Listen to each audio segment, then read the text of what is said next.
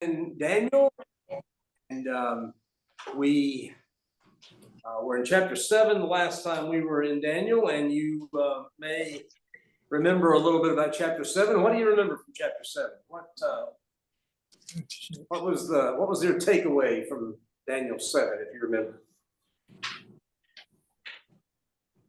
The dream of 4 beasts. All right, you had the 4 beasts, monsters. You had these monstrous animals that Daniel saw in this vision. What did they represent? 4 kingdoms. Kingdoms. Yeah, they represented kingdoms. And as we saw in the vision, we also saw God, referred to as the Ancient of Days, take his seat in judgment on those kingdoms, stripped away their power and their glory and their majesty, and gave it to who? One like the Son of Man. One like a son of man, a human-looking fella that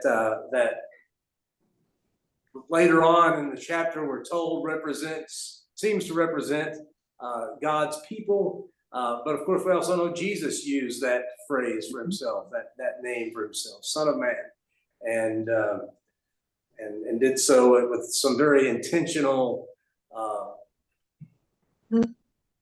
for some very intentional reasons. And we saw one time, especially the trial where Jesus quotes, refers to one like a son of man coming with the clouds of heaven, to sort of place himself as the one who will inherit and will receive glory of all the kingdoms, and the accusers, his accusers, more as the role of these beasts, and so a very clear kind of message about God's kingdom and God's power, and how God's people are the ones who receive that and inherit that. Good news for Daniel and his countrymen. Why? Because they're living under all these kingdoms, and as these successive kingdoms come, one of the things they're always dealing with is who runs things in Jerusalem, who runs things for God's people, who runs things for the Jews. They were in exile in Babylon, even when they go back to Persia. These kingdoms all want this little seemingly insignificant strip of land. It's a pretty important trade route. It's a pretty important for access from the land between the rivers and to the Mediterranean Sea, and then south and north. And so it's a pretty central little part of the world and that time and now. And so who runs things is important. And so God's people are living under this succession of kingdoms and kings ruling them, and they got no control, they got no say. And these visions remind them that God is on the throne, God's in control. And their job is to remain faithful as his people, to sing the songs of Zion in a strange land, Psalm 137 says, and to be faithful to their identity as God's people as they navigate all these political realities and try to live with all these political realities. So that's Daniel. That's what Daniel and his friends are dealing with, and what Daniel and his countrymen are dealing with all through this book. And that just gets repeated over and over again as we go through this book. And it gets repeated in the first 6 chapters in the forms of these stories, and in the last 6 chapters in the forms of these visions. And we're going to see a new one tonight in Daniel chapter 8. But first, we got to talk about a little world history. Everybody like history? History is your favorite subject in school? Yeah. Yes. Mine is. For me, it is one of my favorites. A lot of people don't agree, but I always liked history. But there's a name that I'm sure you've heard, whether you know much about him or not. Alexander the Great. Who was Alexander the Great? So one of the greatest conquerors in the world. He was a great conqueror. He in about 10 years, he conquered from Greece in the north to the, right around the south of the Caspian Sea, through Turkey, through west, through Iraq, Iran, all the stands, and even into India. Crossed the Indus River into India, down into Egypt, conquered the nation of Egypt. I mean, pretty much everything that anybody knew about. How much of Europe? Huh? How much of Europe? Well, Europe, he really was only Just into Greece? Greece, and then he kind of went west from Greece, and so, or sorry, east from Greece. Sorry, and just, I mean, basically point a finger to a map anywhere east of Greece, and he was there and conquered it. Probably only stopped because when he got to India, his army said, "That's enough. We're going home. You know, we've conquered enough. We're going home." And never lost a battle apparently, and went back to Babylon. Was going to have a home base in Babylon, and had plans to go south into Arabia, and died suddenly. 33 or something like that? Age 33? Yeah, something like that. Very young, age 33 or so, and so so he was this great conqueror, this great king of Greece, and after Alexander died, what do you do with his empire? Well, there were lots of people, of course, who would have liked to have sat on the throne, but there was a civil war or two between his generals. There was some assassinations here and there, some coups, and eventually 4 guys kind of inherited the kingdom. Josh, if you want to pop up the slides, we can talk about that for a second. Of course. Did you find it? 4 guys inherited the kingdom. Ptolemy inherited the south, Egypt. There was Cassander, who inherited part of it, was Lysimachus, I think, who inherited Greece, and Seleucus was the general who inherited What's the file? Or wait, never mind. it's Daniel 8. Good. What happened to him? Quit. Okay. So don't even worry about it. It's okay. So we have these 4 kings that inherit Alexander's kingdom, including Jerusalem and Judea. The Jewish homeland, the Jewish people were now, they've gone from the Babylonians to the Persians, now to Alexander the Great, and to his descendants, his successors. And so we have this situation again where Israel is just under this constant shifting of power and kingdoms, and so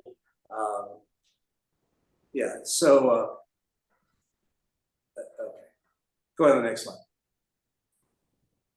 Bring them all up. Bring up all the ones. There's so you have Seleucus rising to power over Mesopotamia, including Judah and Jerusalem. This place is known. This kingdom, this empire becomes known as the Seleucid Empire after Seleucus I, who was the general who originally took over. Let's read a little bit in Daniel chapter 8. As we start here. Daniel 8, verse 1. In the 3rd year of King Belshazzar, who was Belshazzar, by the way? Remember Belshazzar? Nebuchadnezzar's son. He was a descendant of Nebuchadnezzar, yes, and he was. He was the one who saw the writing on the wall. Saw the writing on the wall, exactly. Filling in for his king, for his father, who was off fighting the war. Right. I understand. So King to be. Right. So same one that saw the handwriting on the wall. That's right. And during Belshazzar's reign, Daniel has a vision. In my vision, I saw myself in the citadel of Susa, in the province of Elam. In the vision, I was beside the Ulai Canal. I looked up, and there before me was a ram, two horns standing beside the canal, and the horns were long. One of the horns was longer than the other, but grew up later. I watched the ram as it charged toward the west, from the north, and the south. No animal could stand against it, and none could rescue from its power. It did as it pleased and became great. As I was thinking about this, suddenly a goat with a prominent horn between its eyes came from the west. It's like a unicorn goat, sounds like, right? It came from the west, crossing the whole earth without touching the ground.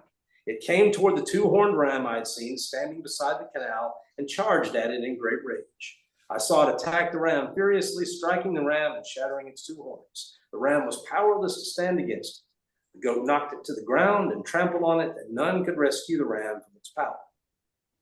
The goat became very great, but at the height of its power, the large horn was broken off, and in its place, four prominent horns grew up toward the four winds of heaven. All right, so did any of that sound like what I just talked about? All right, good. So verse 9, out of one of them came another horn, which started small, but grew in power to the south and to the east and toward the beautiful land. It grew until it reached the host of the heavens, and it threw some of the starry host down to the earth and trampled on it. It set itself up to be as great as the commander of the army of the Lord. It took away the daily sacrifice from the Lord, and its sanctuary was thrown down. Because of rebellion, the Lord's people and the daily sacrifice were given over to it. It prospered in everything it did, and truth was thrown to the ground. Then I heard a holy one speaking, and another holy one said to him, how long will it take for the vision to be fulfilled? The vision concerning the daily sacrifice, the rebellion that causes desolation, the surrender of the sanctuary, and the trampling underfoot of the Lord's people. He said to me, it will take 2,300 evenings and mornings. Then the sanctuary will be reconsecrated. All right, so the vision, right? You got two animals this time. You've got the ram with the two big horns, one bigger than the other though, and you've got the goat with the one horn, except the one horn gets broken off and four horns grow into place. So just typical stuff that we all dream about, right? And then what happens with those four horns?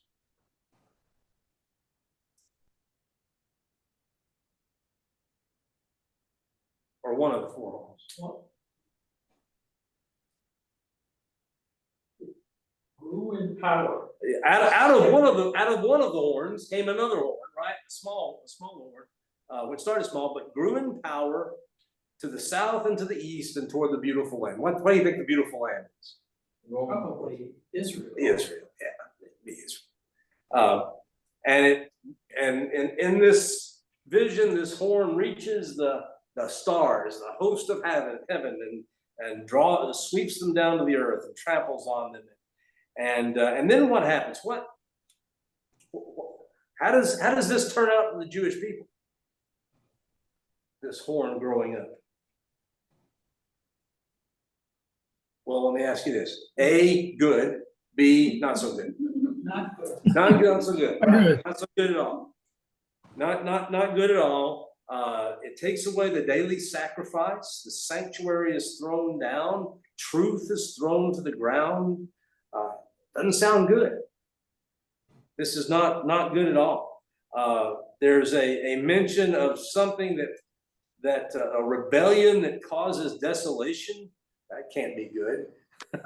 The surrender of the sanctuary and the trampling underfoot of God's people. But verse 14, there's a little bit of good news. What's the good news? To wait a while, and then the sanctuary will be reconsecrated. The sanctuary will be reconsecrated December 25th, 165 BC. Really? Hanukkah. Ah. Celebration of Hanukkah. The celebration of the rededication of the temple after it was desecrated, and we're going to talk about that. Let me see the next slide, Josh. Bring them all up. Okay, so we're going to talk about a descendant of the Seleucus. I got to go back now. A descendant of Seleucus I, who lived 615 to 164 BC. His name was Antiochus IV. That wasn't his given name, of course, but that was his real name. Antiochus IV. There were 3 Antiochuses before him, believe it or not. He lived from 215 to 164 BC, so about 100 years after Alexander began his conquests. Gave himself the very modest title Epiphanes, God manifest is a way to understand that. He was in control of the Seleucid Empire, including Judah and Jerusalem. In 171 BC, he replaced Jason as high priest. A man named Jason replaced him as high priest in Jerusalem. The high priest was sort of the highest official in Judah at that time.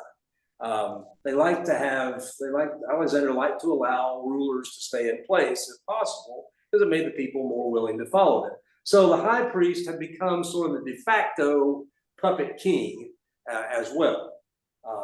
Lots of kings in the ancient Near East were priests, so it wasn't a big stretch to make a priest into a king. And so that's basically what the high priest was at this time in history. Jason was not as Greek as Antiochus would have liked, and so he replaced him with Menelaus. One of the things that happened when Alexander conquered everybody is Greek culture spread all over the world. One of the reasons we have, in fact, the Greek New Testament, one of the reasons it was written in Greek is Alexander the Great spread Greek as the sort of de facto language of the world. Menelaus was more Greek than Jason, more Hellenistic. And so Menelaus was placed by Antiochus in the position of high priest. We can go to the next slide, Josh. Some people loved that, some people didn't. A few years later, Antiochus IV marched to Egypt, but was turned back by a Roman ambassador. It's a great story. It basically comes down to this one old guy stands in front of Antiochus's army and says, Rome says you've got to go back. You can't march into Egypt, or if you do, you consider yourself at war with Rome. And Antiochus said basically, well, let me sleep on it. And the guy drew a circle in the dust around Antiochus and said, before you leave this circle, you got to give me an answer to take back to the Senate. And Antiochus said, all right, I'll go back. And so he turned around and went back. In the meantime, in Jerusalem, Jason gets word that Antiochus has died. He has not, but he gets word that he has died. And so he says, well, I'd like to be high priest again. And so he attacks Jerusalem with 1,000 soldiers, tries to overthrow Menelaus. Antiochus hears about it and is not happy. And Antiochus comes to Jerusalem with his army that he had intended to fight Egypt with. So you can imagine how that went. Second Maccabees, which is an apocryphal book. You can read a lot about these things in First and Second Maccabees if you have an inclination to. One of the books we call Apocrypha, Deuterocanonicals, that Catholics accept as scripture, and lots of Christians through the history have accepted. There's a vivid description of him raging like a wild animal and cutting down without mercy those whom they met. A massacre in which 3 days in which 80,000 were lost, 40,000 to death, same number to slavery. Whether that's exaggerated or not, we don't know, but suffice to say it wasn't. Next slide is fine, Josh. So Antiochus comes to Jerusalem, restores Menelaus. Not only that, for good measure, he outlaws all the Jewish religious activities and traditions, including the morning and evening sacrifices in the temple, sacrifices a pig on the altar, sprinkles the books of the Torah with blood from the sacrifice, forces the priests to eat pig meat, pork, and then for good measure builds an altar to Zeus in the temple.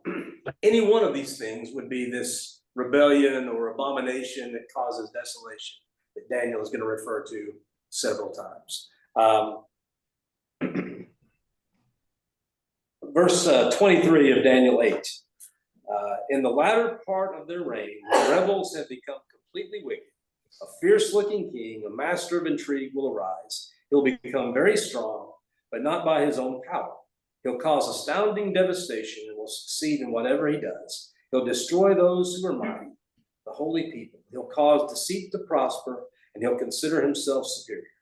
When they feel secure, he'll destroy many and take his stand against the Prince of Princes. Yet he'll be destroyed, but not by human power.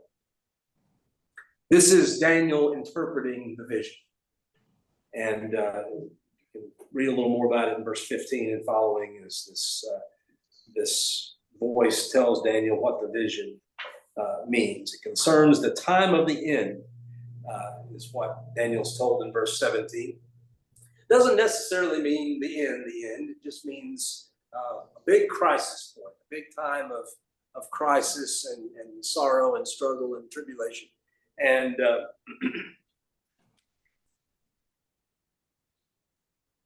verse 20, he says, the two-horned ram that you saw represents the kings of Media and Persia. The shaggy goat is the king of Greece, and the large horn between its eyes is the first king. The four horns that replace the one that was broken off represent four kingdoms that will emerge from his nation, but will not have the same time. And we go on from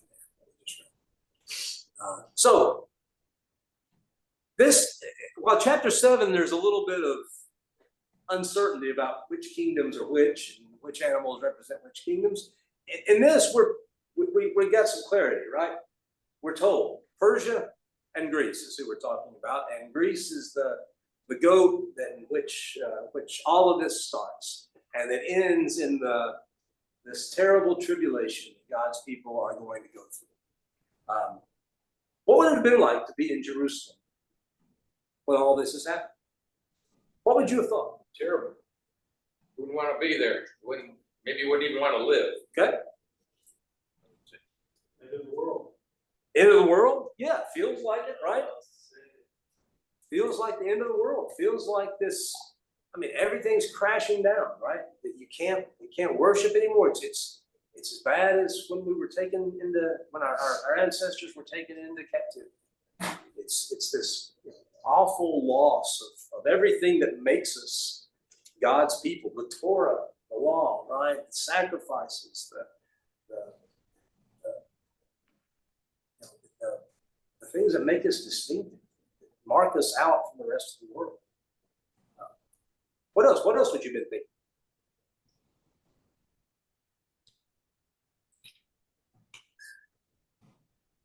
Do you understand why people would have fought?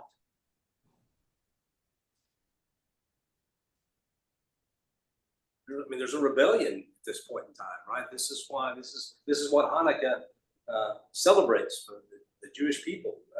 The rebellion of the Maccabee family, led by the Maccabee family, that eventually overcomes the Greeks and pushes them out, and is able to rededicate the temple and restore the sacrifices and the worship. You'd understand why people would fight for this, right? Why they would stand up and say, we're not gonna tolerate this. We're not gonna do this. We're not gonna allow these Gentiles, these Greeks, to come and do this to us. And it marked the nation. It became something that was that remember the Alamo, right? It became something like that reminded 9/11 reminded them of what could happen and how they needed to be vigilant and thankful and value the things that make them who they are. At the time, they clearly saw this as a fulfillment of Daniel. I don't know. I'm not sure we know the answer to that. We don't know enough about. I knew Daniel better than I, Yeah, they don't. We don't know enough about when. Some scholars will tell you that these parts of Daniel weren't written until after these things had already happened. Others will tell you, they were written before. We don't know enough for sure about the transmission of the book of Daniel to really have a lot of clarity on that. Our oldest copies of Daniel go to the Dead Sea Scrolls, which are shortly after this time. But we don't What's the know. Septuagint? That was minus what? Like BC. Septuagint was 2nd century, 1st century BC into AD. It's not far, but a little after, a little after. So they had it by then. We had it by then. We know that the Septuagint, at least as we understand the Septuagint. I don't know the answer to that.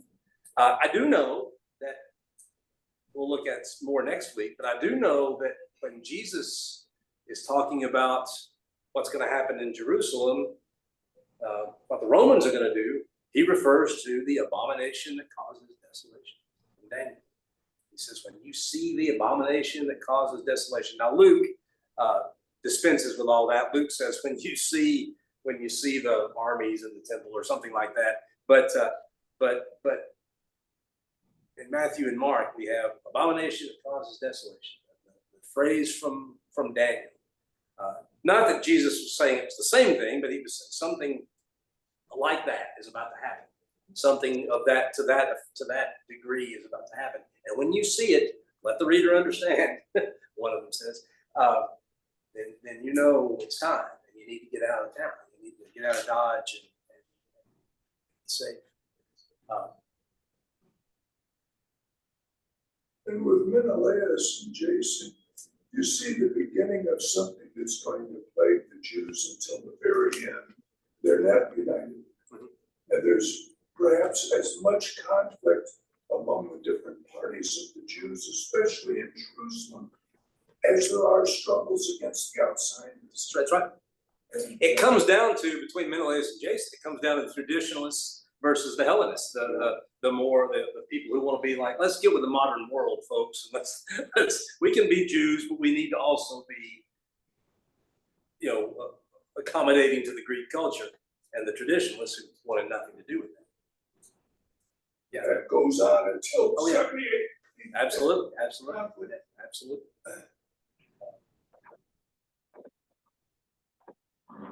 So you have this. I mean, my point being here is, as we talk about this,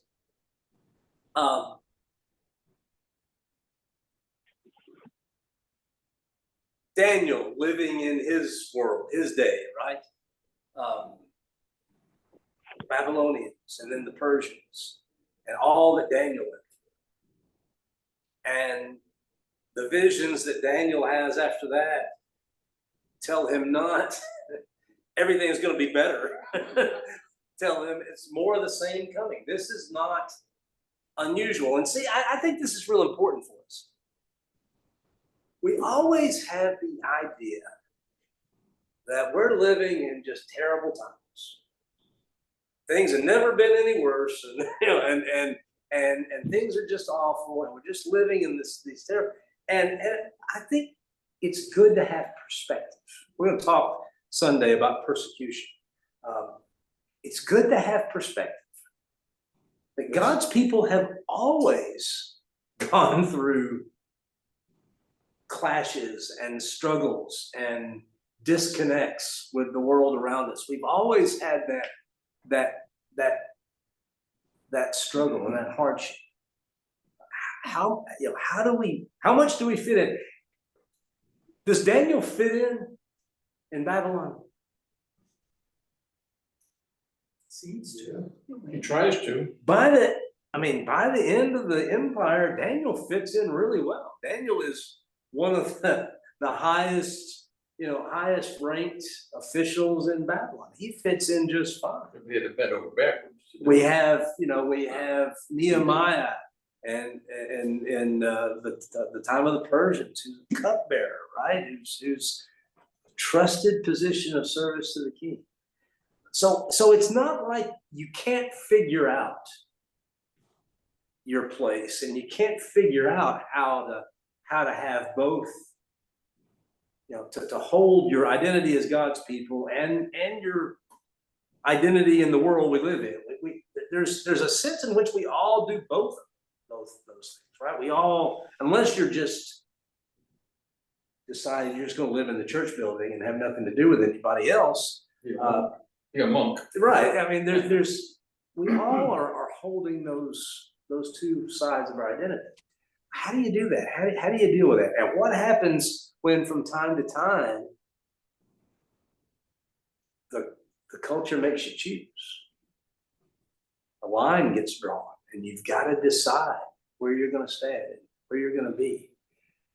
And that's what this book is about, and that's what these visions are about. We get all tangled up, I think, in these visions sometimes, trying to parse out each little detail, kind of like we do with Revelation. Because it's interesting, it's fascinating to do all that, right? But the point is bigger than that. So what does Daniel take away from this vision? What are some of the things, if you're Daniel, that you're walking away from this with this vision? You're walking away with. Makes him sick. It makes him sick. We know that. It's overwhelming to him. And you can sort of see how. What do you think made him exhausted and appalled? It says it was beyond understanding, but he's had it interpreted to him, right? So he kind of knows what it means. So what's so hard for him? For you, what would be hard? It must be quite the sensory rush. Sensory rush, okay, yeah. That's the impression you get when people are given visions. It's not like watching something on television. He said it was beyond understanding, so that must have been very frustrating for him. 'Cause he's a very intelligent person. But again, a lot of this was interpreted to him. So what do you think Daniel was having trouble understanding? Well, I've been reading a lot lately, of I read a lot of nonfiction. And, I've been reading this author who, he finds these stories about, people who go through experiences that you think, how in the world can anybody come through an experience like that and still be alive? And maybe that's what Daniel is, he's talking about, what's gonna happen, the vision is about what's gonna happen and all these things, the devastation and destroying all these things. And Daniel might be thinking, how it says that it's gonna come out okay, but he said, how can God's people really come through that and still have some faith and be able to survive? Yeah, I surely that's a question on his mind, right? How do we survive this? How do we get through this? How do we manage? I mean, isn't it true that the things we dread just occupy us and just live rent free in our heads and just sort of dominate our lives? The things that we're afraid of, the things we dread, the things we fear and look forward to with all this trepidation. Even when often it comes out not nearly as bad as we think it's going to, but to be given this, to know this is coming, even though maybe it's going to be okay. All we hear in chapter 8 is that he'll be destroyed, but not by human power. All we hear is that, which sort of suggests divine intervention of some in some way. Antiochus' death has been told in numerous ways, each of them more colorful than the last. And we really don't know for sure how he died. We kind of know where, but how he died, we don't really know for sure. But I mean, sometimes it's worms eating him up, and he stunk when he was dying, and all these things. Yeah, I mean, to know this is going to happen, to see this coming, and to just be made sick to your stomach, thinking about it, what it's gonna be. Yeah, I think surely that's part of it. What else? Other people have thoughts about what it was that appalled him and exhausted him and laid him up in bed for a few days. I think so it sounds like, it reminds me of my residents that call in, call off. He had to call off from work. Yeah, yeah, I don't know how to explain it. yeah. And then they went back, Yeah, then I got up about the king's business. get a doctor's note. Yeah, Well, there's also, that he sees that all this is gonna happen. And, well, it seemed like before, in some of the earlier prophecies where, that there was something that God's people could do to prevent it from happening, right? 'Cause Yeah. It would often say, if you repent Yeah. and you turn back to God,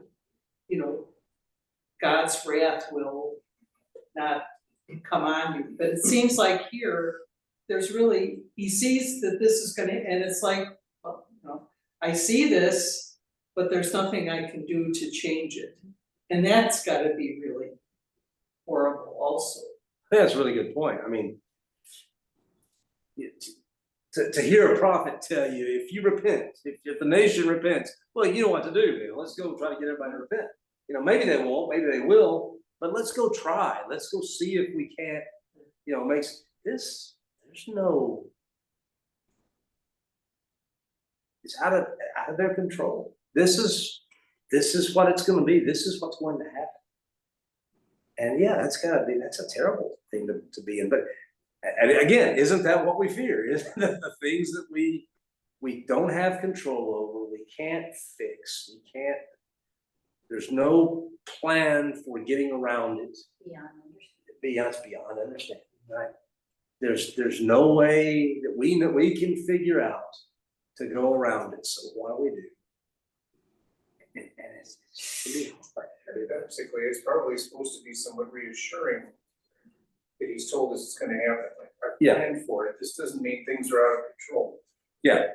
It's like if you're going through post-surgical pain or something and you're told that it's expected, it's a lot easier to deal with. And maybe that's one of the things we're supposed to understand with, by the way, this is the first place in the Bible, yes, where an angel is named. This is the first place we have Gabriel mentioned in verse 16. Gabriel, tell this man the meaning of the vision. Gabriel, the angel, by the way, I just think this is interesting. The angel that announced to Daniel the meaning of this vision is also the angel who did what? That's crossbar. Announced Jesus' birth, right? Right. I just think that's kind of cool. If you're Gabriel's present in a lot of stuff, right? He's got a lot of responsibility, and I just think that's kind of neat that he's the one who announces, interprets this vision for Daniel, and is also going to be the one to announce the birth of Jesus, the coming of Jesus to Mary. The birth of John the Baptist. Yeah. And so I think maybe it could be, Matt, that the fact that Daniel can't stop it, the people can't stop it, but God knows, right? And is willing to share, at least to some degree, with his people. Which also brings up another interesting thing. In verse, where was it? I thought it was toward the end.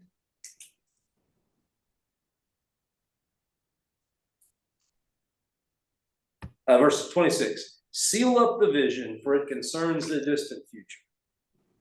So Daniel is told not to let anybody know, to seal it up, which is, why do you think?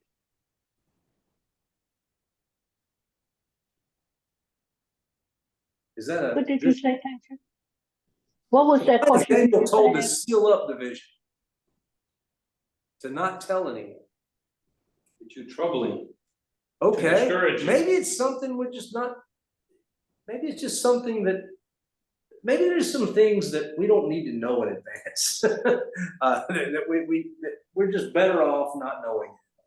That's probably true here, but then the question would be, why did they tell him? Why did they tell Daniel versus, yeah, right. Seems we need to know it. It was like, Because, and here's the thing. Is it better to have the prediction of it? Or is it better to be able to look after the fact and see God's faithfulness? More inspirational to see the prediction. To me, anyway. See it come true. What if you lived through it? What if you were living through it? I think it's usually better to know what's coming. I think it's because this kind of literature, apocalyptic literature, is intended to be read later.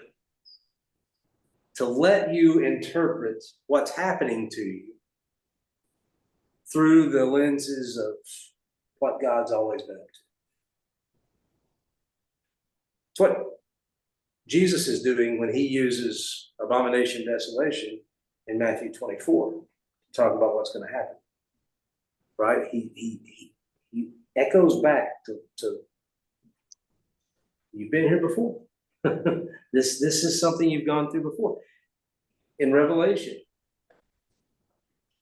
the best way to read Revelation is backwards, looking back at it, because you're seeing God's faithfulness. Apocalyptic literature, which is this kind of literature, is intended, it means unveiling, revealing.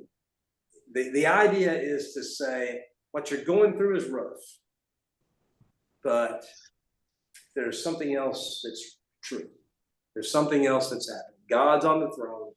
There's something else going on. And as God's people, you need to find hope in that. You need to find your sea legs in that. Don't you think that through the centuries, people have read Daniel and applied it over and over to their own situations? I mean, it's kind of what we're doing, right? Don't you think people have read Daniel and applied it over and over to their own situations? I think the best time to read Daniel is an election year. Because you're reminded of who's in charge, who's on the throne. You're reminded that these kingdoms come and go. And they're never all that great to begin with. And that God's the one in charge, God's the one in control. And we need to be clear about where our loyalty is and where our faith is. I love reading Daniel.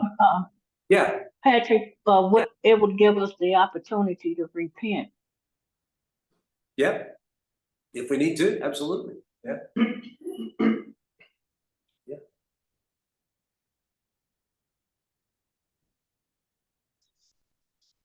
I think you made a good point, because there's no real instruction what to do. Yeah. So this whole period is kind of ambiguous. Did the Jews do the right thing by engaging in war? I mean, I guess they should have kept the law and the daily sacrifice, but a lot of the other things they did, Oh, yeah. they weren't commanded to do Yeah. those things. Oh, well, and then we have a whole another dynasty of kings and dynasty of leaders, that arise, and there's strife over that. Yeah, I mean, and I don't know the answer, but you're right. I mean, obviously the people said we've got to be faithful to the law. We've got to do what the law tells us. That was the right thing. But yeah, it's interesting that it's not, again, this isn't revealed as here's what you do, here's the way you fight it, here's the path to getting power and getting your standing back, so that you can resist. And that's not here. He'll be destroyed, but not by human power. In fact, is what Daniel is told. So I mean, I know, you know, it's always cool when you can see predictions and stuff. But I think the value of this kind of literature is more that you can read it while it's happening. You can, and in that to see, this is the way life is. This is the way it is in the world. This is the way it is when these kingdoms rise and fall. What does it mean that all of these kingdoms are represented by animals? Right? While the people of God, the Jewish people, are represented by a human being. You know, what does that tell you? What is God saying about human kingdoms and human power? It's beastly. It's animalistic. It's people fighting tooth and claw to have power and have control, and it's not the answer. And what the answer is trust in the God who raises them up and brings them down and strips away their power and gives it to who he wants.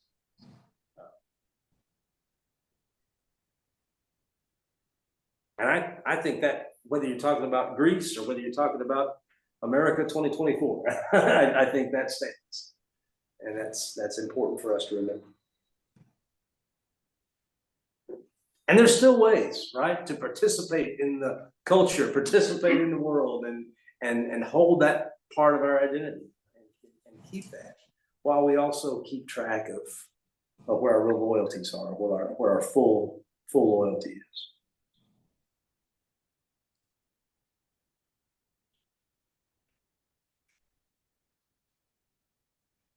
Other thoughts on Daniel 8?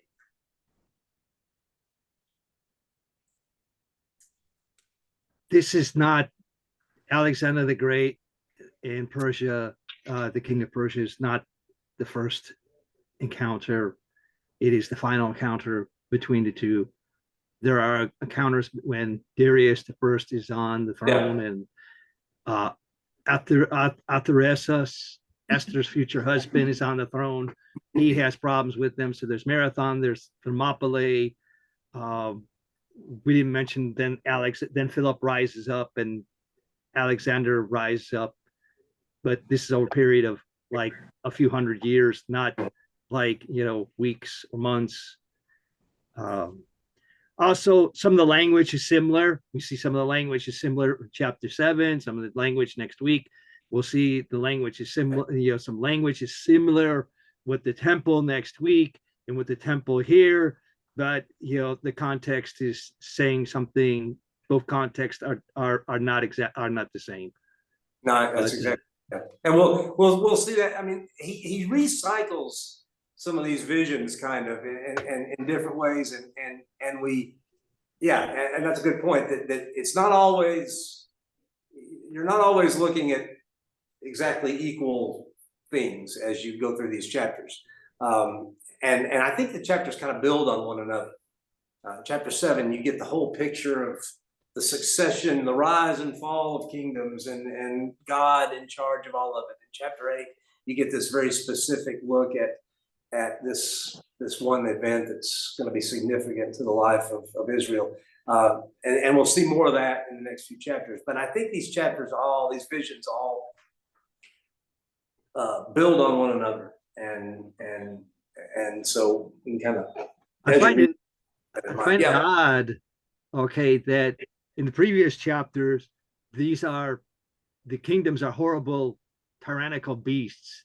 And all of a sudden we have the ram and the goat, they're not carnivorous, vicious animals. Okay, they get a little rough, but they're not going to like jump you in the middle of the street or something like that. Right.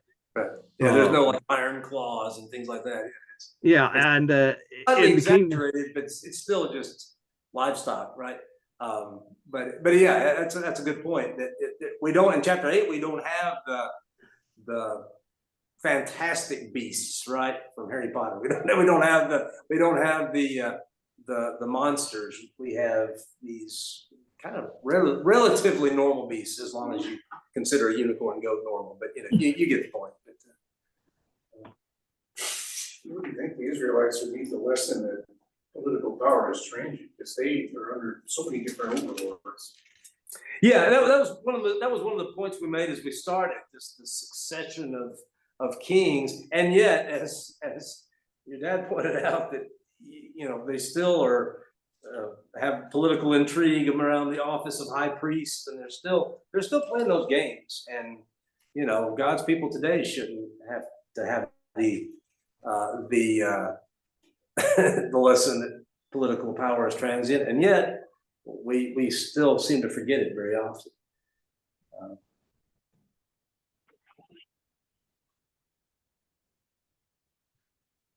Other thoughts? It's good to remember that through all these tumultuous times you're going through, God still preserved his people. Yeah, that's exactly right. Through the testaments, right? There was a Exactly period right. of 500-600 years there. God did not speak, and all these things had taken place, and yet they still came out and produced Christ. Exactly They right. stuck together, some of them, and they had a nation. In next week, in chapter 9, we're going to get a little bit of a break in the succession of visions, and we're going to get a prayer, a long prayer that Daniel prays to God, and we'll spend some time with that prayer before we get, you guessed, another sort of vision, or not a vision exactly, but yeah, it's a vision. But we're going to talk about 77.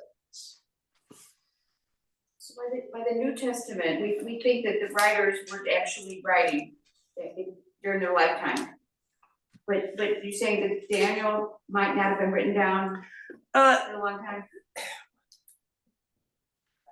One of the things that academic people tend to do is try to create certainty where there is nothing but speculation. What I said is that one of the ways to look at Daniel is, the book of Daniel, is that it is a product of a lot of editing and a lot of over time development and growth and stories being added to it, and the visions being appended to the end. That's one way of looking at that. But inspired all the way? But inspired all the way through is what we would say. A lot of academics aren't really concerned about inspiration. They're not really thinking about that. What they're trying to explain is how did we get the document we have in our hands? It seems to me an attitude like that would be most powerfully motivated by one thing: trying to prevent having to accept that somebody would be foretelling the future. Well, I think that's certainly part of it. I think that often can be part of it. But there's also some realities about why is part of the book in Aramaic and part of it's in Hebrew? That's weird. In fact, chapter 8 is where the Hebrew comes back. We've had Aramaic from chapter 2 until this point. So that's one of the interesting questions about Daniel. How did that happen? And so why is there a longer version of Daniel in Greek than the one in Hebrew and Aramaic? The additions to Daniel, the Daniel and Susanna, Bel and the Dragon, etc. We think of them as additions. What happened is you've got a longer version in Greek than you have in Hebrew and What are we in there? Aramaic. Our translation. There's a lot of translations. Yeah, Both? we have in our Bibles we have the shorter that Daniel, because we have what we have is also what most Jewish people accept as the canonical version of Daniel. Are we missing out on anything? You're missing out on Bel and the Dragon and Daniel and Susanna. Daniel and Susanna is a cool little detective story. We're not missing out. Bel and the Dragon is a fascinating little story about. We can live without it. Yeah. I mean, no, there's nothing in there that's going to rock your world, but it's it's kind of interesting stuff. I think that leads into sort of like Faith. Septuagint studies. Okay. I'm just, if you're going to go in that direct answer that question, then you probably need to understand the development of the Septuagint and the way these guys translated, the Hebrew. Okay. Because we think that, well, the Greek translation is the same thing as our English translations, where we try to be literal or maybe some phrase, but from what I've read casually, that they sometimes went way too much paraphrase in some cases. What I'm just trying to say is that you're getting to another can of worms when you want to talk about Septuagint. There's all kinds of interrelated cans of worms that you start opening up, honestly. Yeah, you're absolutely right. I mean, short answer is the Daniel that we read is the Daniel that the Jewish people accept as canonical currently. But yeah, there have been. That's enough to say. That's enough to say for now. If you're interested in more, we could talk about it. What's the oldest manuscript that has the long version? Oldest manuscript that has the long version of Daniel, probably the Septuagint. I don't know if there's anything. I don't know if there's a Greek version in the Dead Sea Scrolls. So it's probably the Septuagint. So 2nd, 1st century BC. Yeah, let's see what this copy of that is. Septuagint. Septuagint goes back to 2nd, 1st century BC. We don't have copies of it, right? No, but we have copies.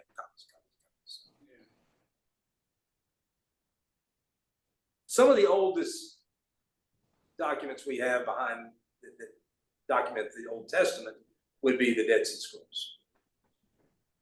That's in Hebrew. And that's in Hebrew, right? There is some Greek in that, isn't there? I'm not sure. There might, but I don't think that.